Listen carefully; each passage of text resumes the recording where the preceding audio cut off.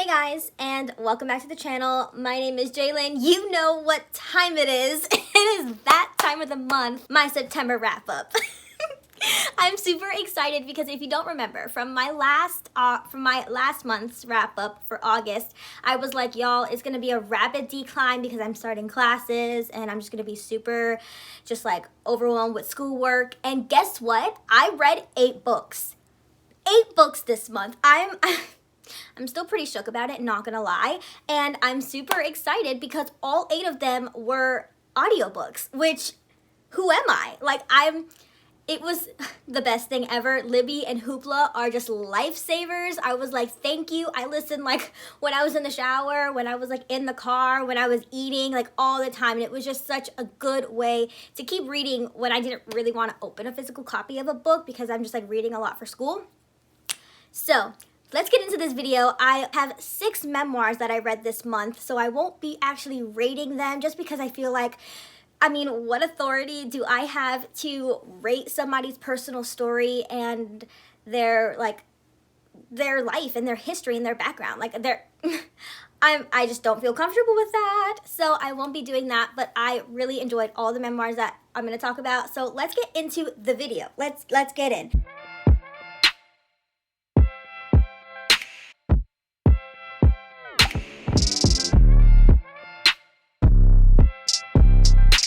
The first one that I read this month was So You Want to Talk About Race by Ijoma Lu, and holy moly, I loved this book so much. I thought that it was incredible. Like, oh my goodness, like I don't even know what to say about it. There's a reason why you see it on every single person's Goodreads list right now. Every article about what you should be reading right now, like this book is at the top, and there's a reason for that. Like if you have not picked this book up, I highly recommend.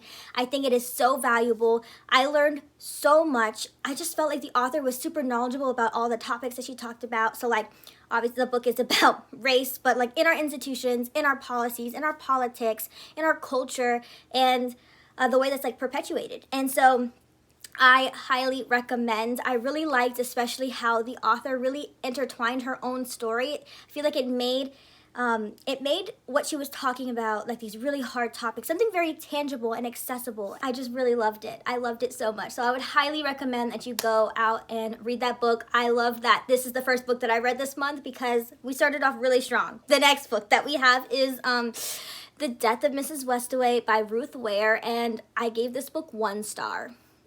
Yes, I know. I gave it 1 star. And I really only gave it 1 star because I liked the writing. The plot was not there. Let me tell you what it was about. So basically, it's about this girl who, what's her name? I want to say Harriet. I think it's Harriet. She has lost her mother. She lost her mother at like a young age, around like 18 or so. And so after that, like she just realized that she had to take care of herself. She couldn't really go to college. And so now she works at the fortune teller, like a fortune teller stand at a strip. And so she's doing her own thing. And one day she gets in the mail that her grandmother has died, and to come to the will reading because she's in the will, right? And the grandmother's like super wealthy. And so she's like, my grandma's been dead for like a very long time. So like, I don't know who this lady is, but like, obviously they have the right person if they have my name and my address, right? So like, I'm gonna go because I need money, and like, maybe I can somehow like get whatever is in the will for me and like, you know, fix my life. And so she goes to the funeral, the memorial, the will reading, thinking that she's like swindling these people, the whole family. But then she realizes that there's a lot of dark stuff going on. They got family secrets, and somehow she's intertwined in all that. And so the premise sounded really promising. I was really excited to read it. I've heard a couple other booktubers talk about it.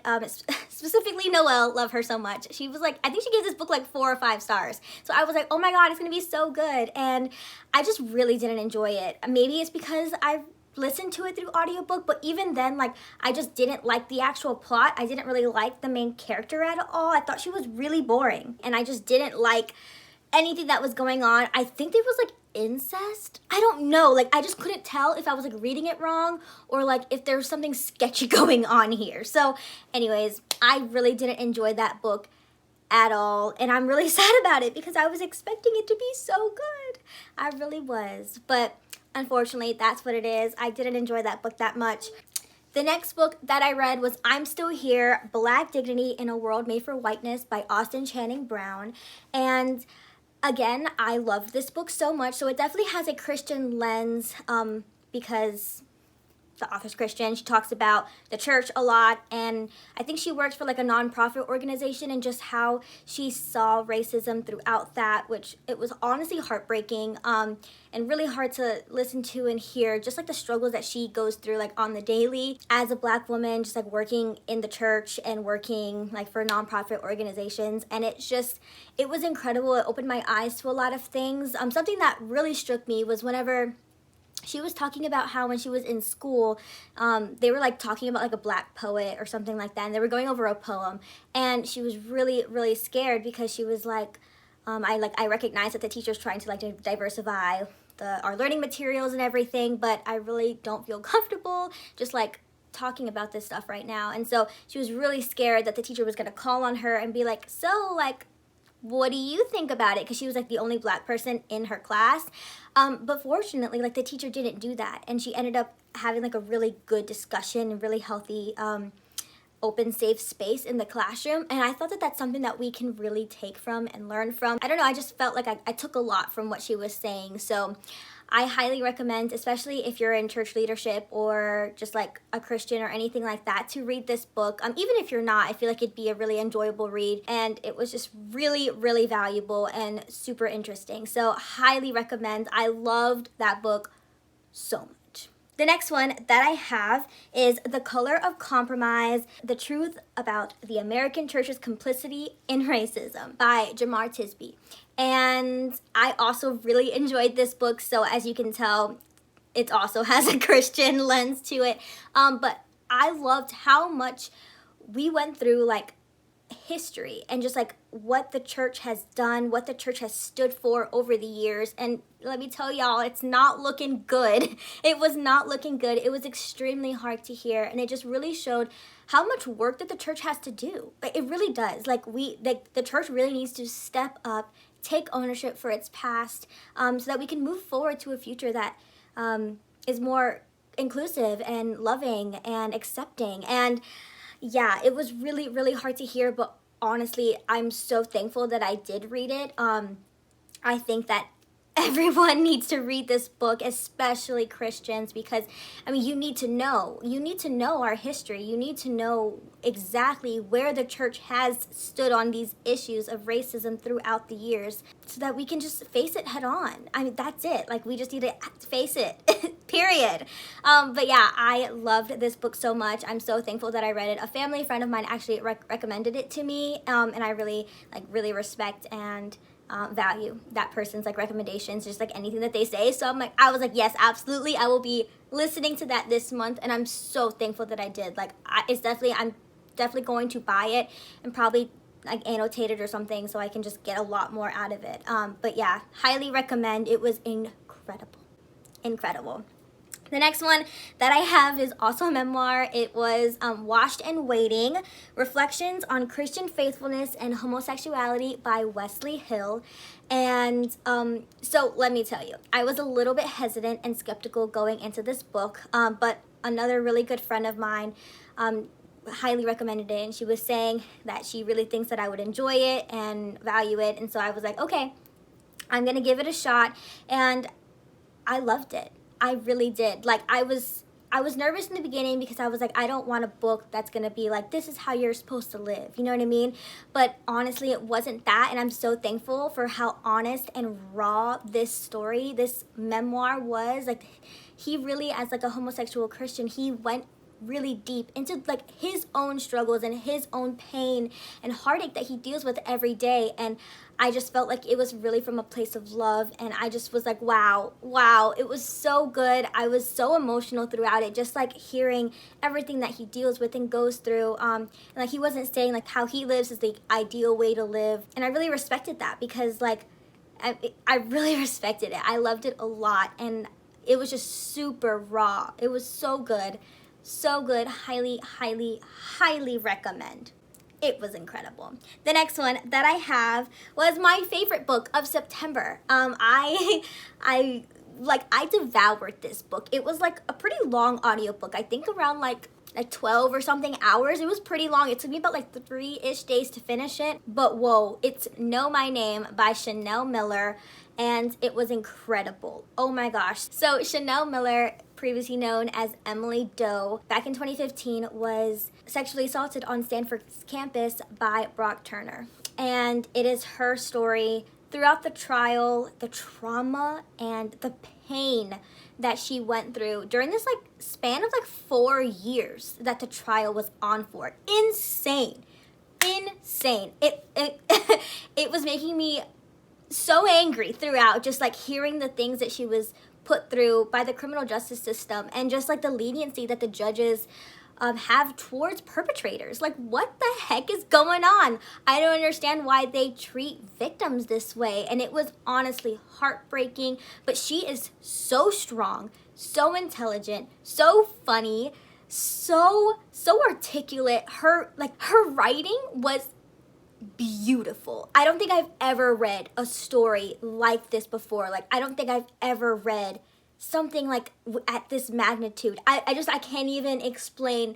Like, you need to read it. It was one of my favorite memoirs, definitely one of my favorite books of this year, right up there with Prior to the Orange Tree, The Vanishing Half, and Ready Player One. Like, right there is Know My Name by Chanel Miller, because holy moly, it was so good. At the end, they are giving the final verdict of like guilty, and the jurors are going through and they're saying like, yes, guilty, yes, guilty, but she writes it as like this resounding like yes, yes, yes, yes. And honestly, every time that she said it, I was just so overwhelmed the entire time. It's just like throughout the entire book, but really during the verdict and everything, like I was so overwhelmed with so many emotions that I can only imagine like what she was feeling. And it was just, I have no words.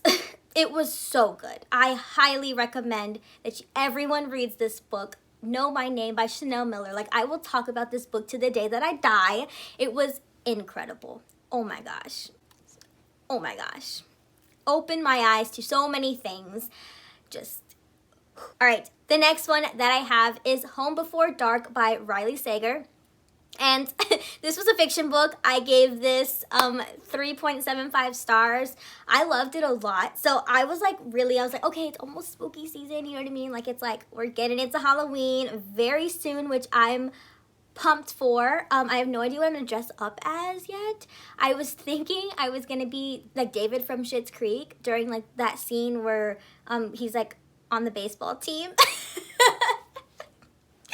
So I think I'm gonna do that because I found this shirt on Etsy, so that would be really fun. But I don't know. I also work at a school, so I'm thinking I should be a little bit something more like noticeable for the kids, like something more kid friendly, but I don't know. Anyways, I was like, I want to read something really spooky, and so Home Before Dark was on my list, and I was like, okay, let's do it. And oh my gosh, I enjoyed it so much. It is about a girl, her name is Maggie, and her dad used to own this house that they used to live in, right? But during like the span of like 20 days that they lived at this house when she was little, when she was like 5 years old, something really tragic happened and they like fled the house. And after that, the dad wrote a ghost story, and now that ghost story has been like, this haunted house story has been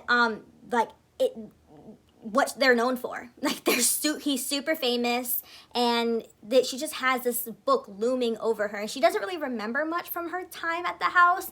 So now just like people are like, oh my god, like, you lived in a haunted house, you know? And so people kind of treat her differently. Anyways, when the book starts, her dad has recently passed away, and now she has inherited the house because the dad apparently hadn't sold it. And so now she like believes that he's been lying this entire time, and like for 25 years that he's been lying to her, because she's like, I don't believe in ghosts, like I don't believe in any of this. And so she goes to the house intending to like fix it up and then sell it, and then she just uncovers a whole bunch of dark secrets and history and trauma and pain and grief and all of this stuff, really scary. And so I loved it. And we had alternating chapters between the dad, whenever like you have day 1 of their first day at the house, day 2, and then between that we have Maggie's chapters of now at the house, her renovating it, finding a lot of weird things going on. And so the entire time you're just like, is it a haunted house? Like, what is the truth here? And oh my gosh, it was just like twist after twist after twist after twist. I was like, I didn't see anything coming. I was so shook the entire time. I was like, oh my God, Riley Sager, go off. You know what I mean? And I loved it. It was great, 3.75 stars. I didn't give it quite 4 stars because like the beginning especially reminded me just a lot of The Haunting of Hill House. And so I was just like, in the beginning especially, I was just like, I kind of wish I was reading that instead. But then slowly as the story went on, it really developed into its own unique story and its own thing. So it was super enjoyable. I loved it a lot. All right, the last book that I have, we went through that. The last book that I have is Smoke Gets in Your Eyes and Other Lessons from the Crematory by Caitlin Doherty. And this book has been everywhere. I've seen Kat talk about it. I saw Noelle talk about it. And I was like, you know what? I need to read it because it's a memoir. I'm on a roll with these memoirs. Let's do it. And oh my gosh, it was so incredible. It was funny. Like, we're talking about all of these very serious topics like death and grief and loss and pain and death, like burial stuff and crematory stuff and just like really dark, gross things sometimes. But she like made it into a way that was like educational and really eye-opening to just how much we kind of shrink away from death, even though it's a very natural thing. And she talks about like just our country's death rituals and kind of where that comes from and just like our ideas about death and why like they're like how they are, all of these things that I learned so much just about behind the scenes and all types of things going on. I thought it was super valuable. I thought that it was super fun, super funny, which like was kind of dark at times. I was like, why am I laughing? But like, she's such an incredible writer. But I also just feel like I learned a lot just about my own ideas about death and just my own experiences and exposure. And I definitely want to start destigmatizing that and really delve into like my own ideas and be like, okay, Jalen, like, that's not how you should feel about this because of this, you know what I mean? So I just I would definitely highly recommend that you read the book. It was super incredible and I loved it. It was great. I really liked all of the books that I read except for The Death of Mrs. Westaway. I really enjoyed all of them this month. Thank you guys so much for watching. I hope you guys enjoyed. Let me know what you guys read in September and what you guys are reading for October. I have a whole bunch of scary things on the way to read for October. It's one of my favorite months of the year. I'm super excited. It's gonna be a great month. All types of great things are coming out. Rebecca comes out. Schitt's Creek season 6 comes out next week. Haunting of Bly Manor comes out. I feel like I'm missing something else, but like all great things are happening in October for some reason, and I'm just living. You know what I mean? I'm living. So thank you guys so much for watching. I hope you guys enjoyed this video. Let me know in the comments, like I said, what you guys are reading. Let me know any videos that you guys would like to see from us. Emily will hopefully be back very soon. She's still trying to settle and work out the kinks of grad school, so she's doing good, and hopefully she'll be back very soon. But for now, I hope you guys enjoy, and we'll see you in the next one.